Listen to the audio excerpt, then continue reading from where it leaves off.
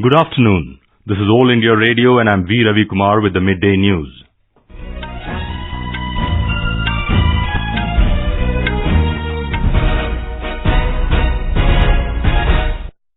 The headlines. Indian Air Force celebrates its 87th anniversary today. Wing Commander Abhinandan Varthaman flies MiG Bison with heroes of Balakot airstrike. First Rafale jet to be received by Defence Minister Rajnath Singh in French port city of Bordeaux. India slams Pakistan for weaponizing women's rights issues at UN for self-serving political gains in Jammu and Kashmir. Vijayadashmi marking the triumph of good over evil being celebrated across the country today. And in boxing, 6-time World Champion Mary Kom to begin her campaign in World Women's Championship in Russia.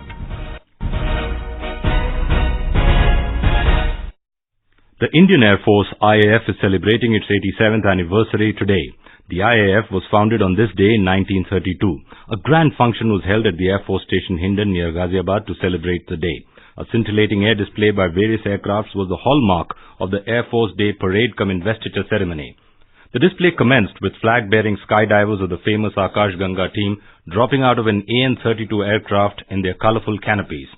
The flypast included vintage aircrafts, modern transport aircrafts and frontline fighter aircrafts. Indian Air Force officers who participated in the Balakot airstrike flew 3 Mirage 2000 aircrafts and 2 Sukhoi 30 MKI fighter aircrafts in an Avenger formation during the event.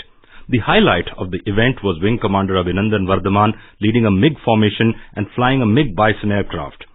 The ceremony concluded with a spellbinding aerobatic display.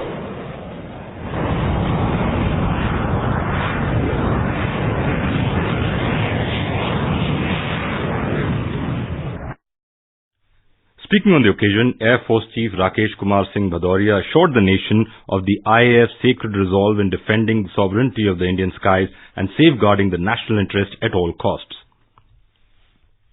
Indian Air Force is on the path of rapid modernization through acquisition of crucial technologies and critical capabilities such as the Rafale fighter aircraft, air missile systems, precision weapons, advanced electronics and early warning systems to name a few. However, to achieve true strategic autonomy, we need to focus on indigenous design and manufacturing. The IAF is fully committed towards indigenous development of high technology hardware in consonance with Make in India. Army Chief General Bipin Rawat and others were present during the event. The President, the Vice President and the Prime Minister greeted air warriors on the occasion.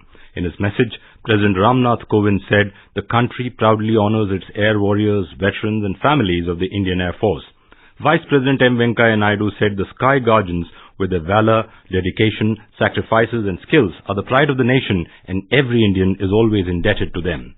Prime Minister Narendra Modi said a proud nation expresses gratitude to its air warriors and their families. Union Home Minister Amit Shah said the entire nation is proud of the Indian Air Force's dedication and commitment to safeguarding the motherland. Defence Minister Rajnath Singh will meet French President Emmanuel Macron in Paris today and receive the first of the 36 Rafale aircrafts in the French port city of Bordeaux.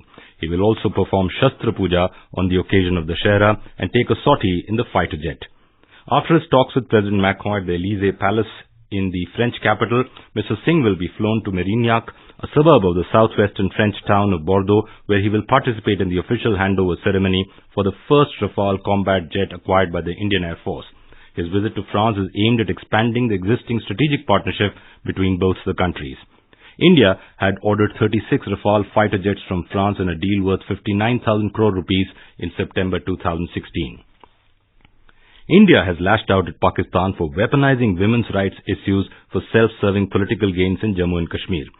First Secretary in India's permanent mission to the UN, Paulomi Tripathi, said it is ironical that a country where violations of women's rights to life in the name of honor go unpunished is making baseless statements about India.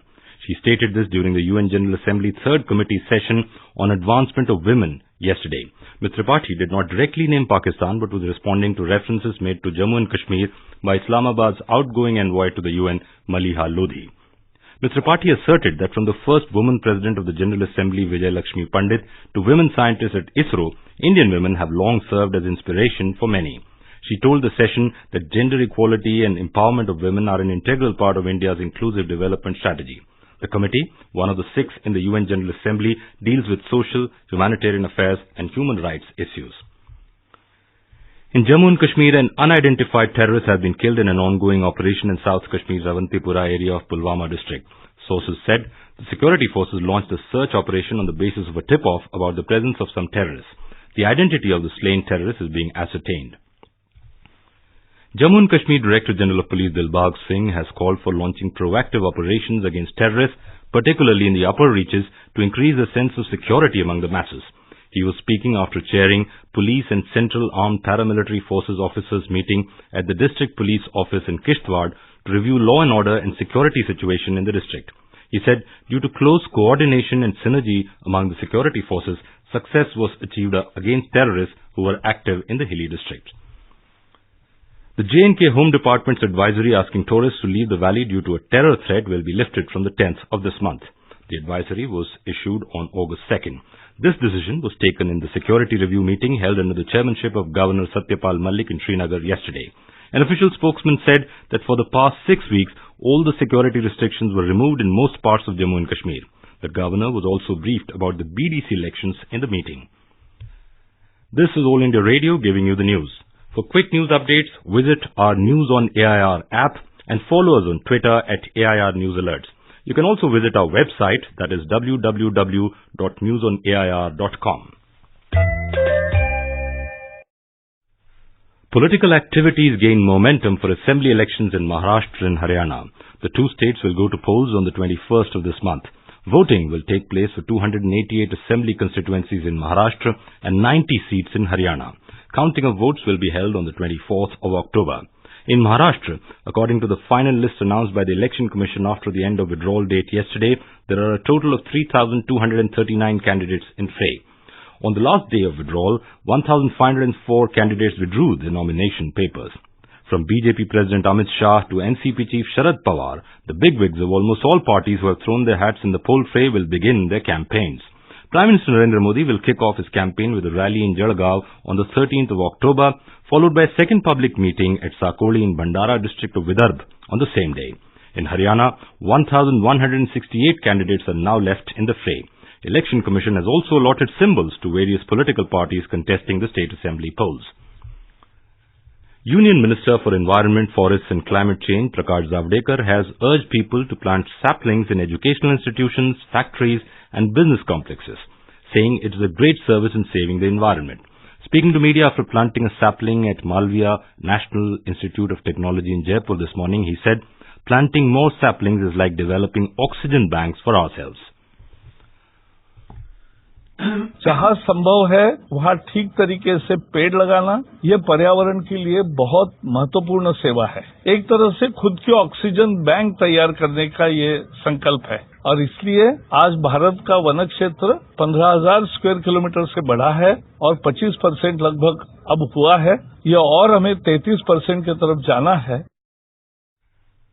New Delhi will hold a 3-day India International Cooperative Trade Fair IICTF 2019 beginning this Friday. Agriculture Minister Narendra Singh Tomar made the announcement at a media briefing in the capital today. He said representatives from over 200 cooperative societies and buyers from 35 countries are expected to participate in the event. हमारे यहाँ के सहकारी क्षेत्र को निर्यात की दृष्टि से भी, आमदनी बढ़ाने की दृष्टि से भी और अपने उत्पाद को बेचने की दृष्टि से, चाहे वो ब्रांडिंग की टेक्नोलॉजी हो, चाहे वो पैकेजिंग की हो, चाहे वो अन्य प्रकार से जो अपने ब्रांड को मजबूत करके बेचने की प्रक्रिया होती है, उस दिशा में बहुत कुछ सीखने को मिलेगा और सहकारिता के क्षेत्र को काफी बल मिलेगा। This will be India's first and the largest international cooperative trade fair, promising to usher in a new era of cooperative excellence. The event aims at promoting cooperative to cooperative trade within the country and abroad, leading to enhanced rural and farm prosperity. Vijayadashmi, also known as Dussehra, is being celebrated across the country today. The festival is celebrated to remember Lord Rama's victory over Ravana, marking the triumph of good over evil. The day also marks the culmination of Navaratri and Durga Puja. In Karnataka, the city of Mysuru will host an elephant procession or Jumbo Savari on Vijayadashmi to mark the culmination of the 10-day Dussehra festivities.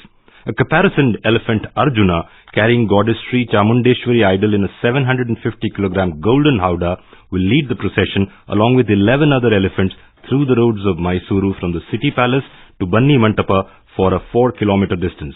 More from our correspondent.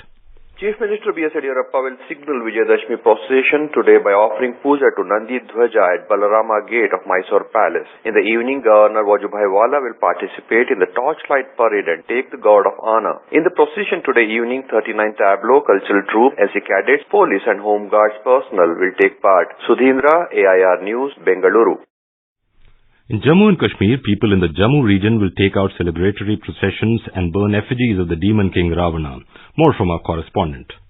Tight security arrangements have been made in the entire Jammu city to ensure peaceful Dussehra festival celebrations. Police and paramilitary forces patrolled the entire Jammu city and intensified the checking of vehicles entering the city. Security around Parade Ground Jammu and Dussehra Ground Gandhinagar Jammu, where Dussehra festivities are being held in the evening, have been further beefed up. R.K. Rana, AR News, Jammu.